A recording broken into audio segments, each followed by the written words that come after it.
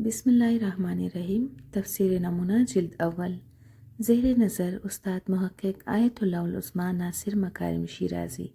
ترجمہ حضرت مولانا سید صفدر حسین نجفی۔ تفسیر سورہ بقرہ حصہ پنجم آیت 5 تا 6۔ ترجمہ: اے رسول، جن لوگوں نے کفر اختیار کر لیا ہے ان کے لیے سب برابر ہے، آپ انہیں ڈرائے یا نہ ڈرائے، یہ ایمان لانے والے نہیں ہیں۔ خدا نے ان کے دلوں اور کانوں پر گویا مہر لگا دی ہے کہ نہ کچھ سنتے ہیں اور نہ سمجھتے ہیں، اور آنکھوں پر بھی پردے پڑ گئے ہیں، ان کے واسطے آخرت میں عذاب عظیم ہے۔ آیت کی تفسیر: یہ گروہ ان پرہیزگار انسانوں کے بالکل برعکس ہیں جن کی صفات گزشتہ 2 آیات میں پوری وضاحت سے بیان ہوئی ہے۔ ان 2 آیات میں سے پہلی میں ہے کہ جو کافر ہے اور ساتھ اپنے کفر و بے ایمانی پر مصر ہے، ان کے لیے کوئی فرق نہیں پڑتا کہ آپ انہیں عذاب الہی سے ڈرائے یا نہ ڈرائے، کیونکہ وہ تو ایمان لائیں گے نہیں۔ پہلا گروہ حواس و ادراک کے ساتھ پوری طرح تیار تھا کہ وہ حق کو پہچانے اور پھر اسے قبول کر کے اس کی پیروی کرے، لیکن اس گروہ کے افراد اپنی گمراہی میں اتنے کٹر ہے کہ حق جتنا بھی ان کے سامنے واضح ہو جائے وہ اسے قبول کرنے کے لیے تیار نہیں۔ وہ قرآن جو متقین کے لیے ہادی اور رہنما ہے، ان کے لیے بالکل بے اثر ہے۔ کوئی کہے نہ کہے، ڈرائے نہ ڈرائے، کوئی بشارت دے یا نہ دے، ان پر کسی چیز کا کچھ اثر نہیں۔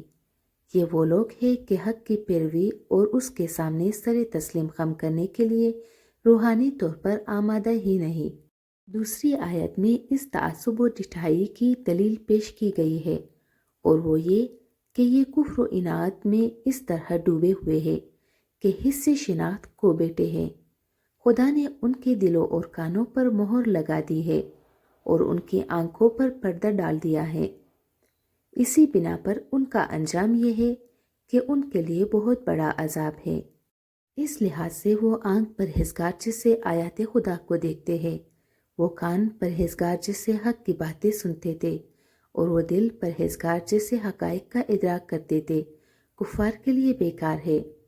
عقل، آنکھ اور کان ان کے پاس ہے، لیکن سمجھنے، دیکھنے اور سننے کی قوت ان میں نہیں رہی، کیونکہ ان کے برے اعمال، ان کا اناد اور ہٹ درمی ان کی شناخت کی قوت کے سامنے پردہ بن گئے ہیں۔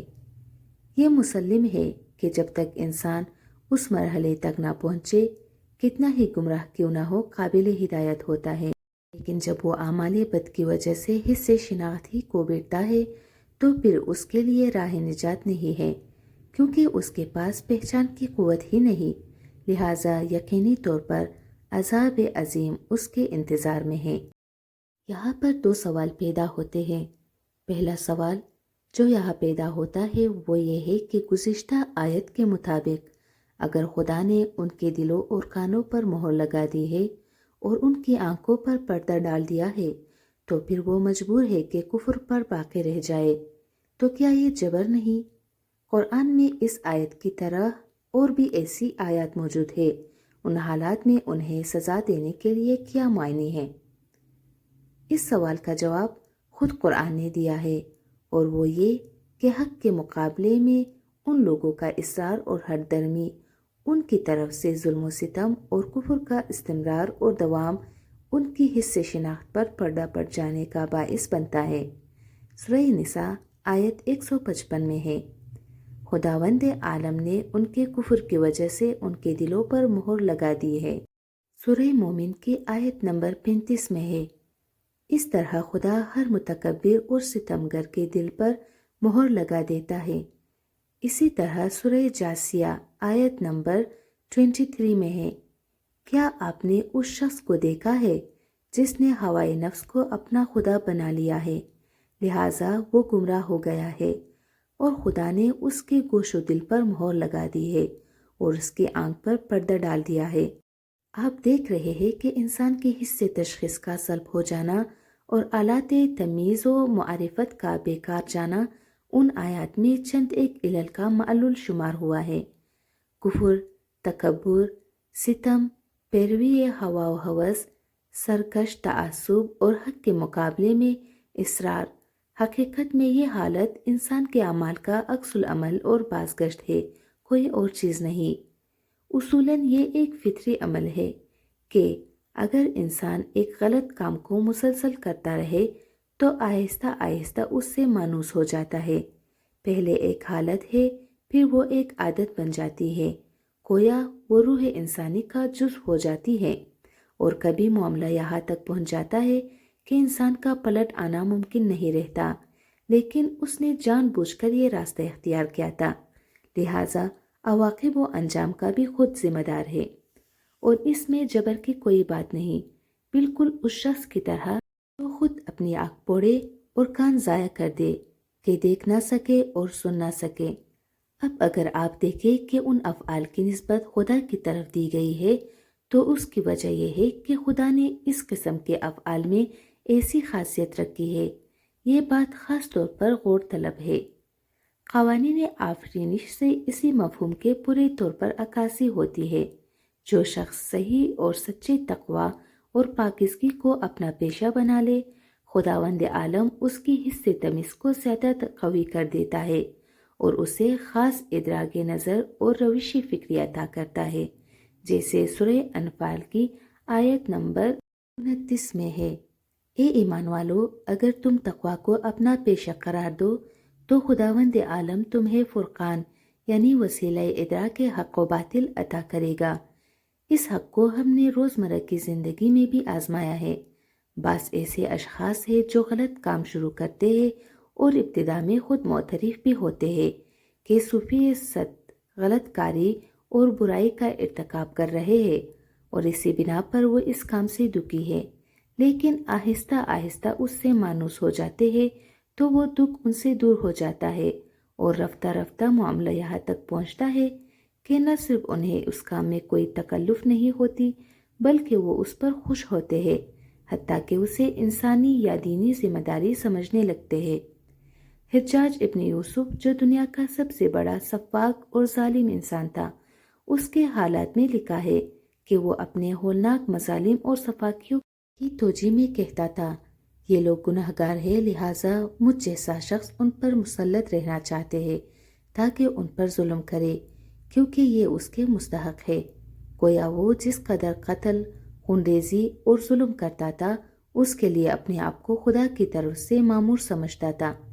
کہتے ہیں چنگیز خان کے ایک سپاہی نے ایران کے ایک سرحدی شہر میں تقریر کی اور کہنے لگا، کیا تمہارا یہ اعتقاد نہیں کہ خدا گنہگاروں پر عذاب نازل کرتا ہے؟ ہم وہی عذاب الہی ہے، لہٰذا کسی قسم کے مقابلے کی کوشش نہ کرنا۔ دوسرا سوال، یہ جو زیر نظر آیات کے سلسلے میں سامنے آتا ہے، اگر ہم ایک نقطے کی طرف توجہ دیں تو جواب واضح ہو جائے گا، وہ یہ کہ سزا و عذاب الہی ہمیشہ انسان کے اعمال و کردار سے مربوط ہے۔ صرف اس بنا پر کسی شخص کو سزا نہیں دی جا سکتی کہ وہ دلی طور پر برا شخص ہے، بلکہ ضروری ہے کہ پہلے اسے حق کی دعوت دی جائے۔ اگر اس نے پیروی نہ کی اور اپنے اندرونی خبائث کو اپنے اعمال و کردار سے ظاہر کیا تو اس وقت وہ سزا و عذاب کا مستحق ہے، ورنہ وہ ظلم سے پہلے قصاص کا مستحق قرار پائے گا۔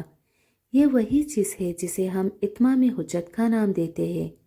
خلاصہ یہ کہ جزا و عمل کا بدلہ یقیناً انجام عمل کے بعد ہونا چاہیے، صرف ارادہ یا روحانی و فکری آمادگی اس کے لیے کافی نہیں۔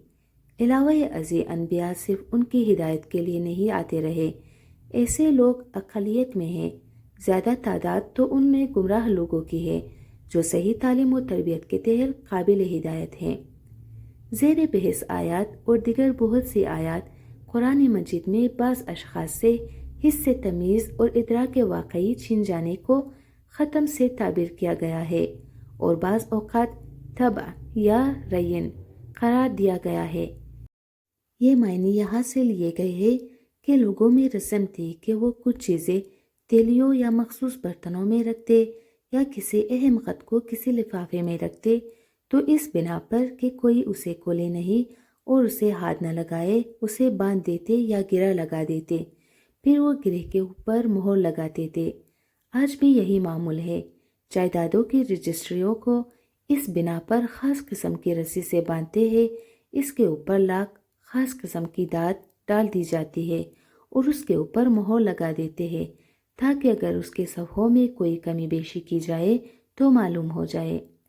تاریخ میں بہت سے شواہد ملتے ہیں کہ سربراہان حکومت درہم و دینار کے توڑوں پر اپنی مہر لگا دیتے اور خاص اشخاص کی طرف بیچ دیتے۔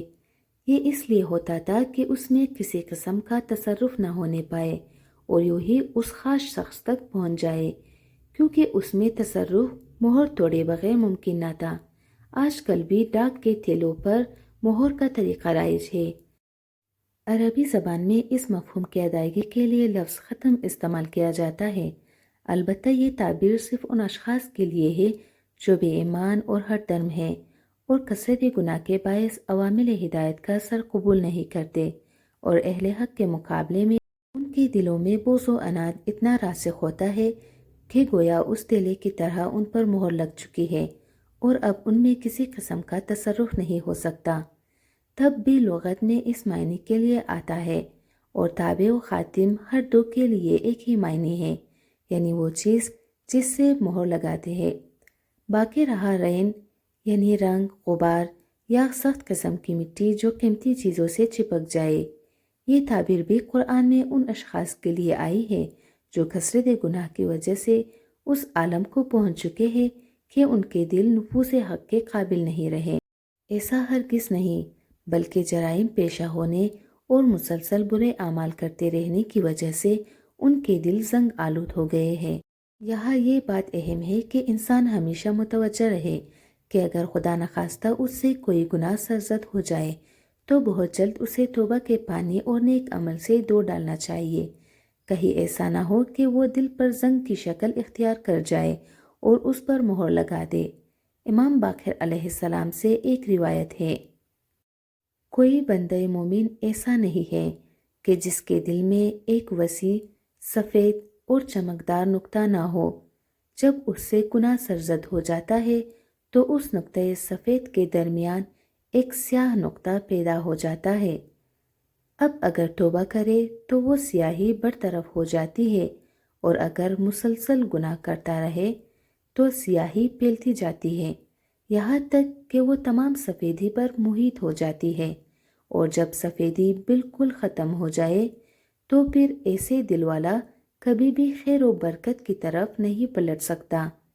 اس طرح ارشاد الہی کا یہی مفہوم ہے کہ جب فرماتا ہے کلا برّانا علی قلوبہم ما کانوا یکسبون، صدق اللہ العلی العظیم۔ سامعین محترم، سورہ بقرہ کی تفسیر جاری ہے۔ سورہ بقرہ کی تفسیر مکمل سننے کے لیے میرے چینل کو سبسکرائب کریں اور اپنے دوستوں کے ساتھ بھی شیئر کریں تاکہ وہ بھی علم قرآن سے منسلک ہو سکے۔ میرے چینل پر آپ کو سچے اسلامی واقعات بھی ملیں گے۔ والسلام علیکم ورحمۃ اللہ وبرکاتہ۔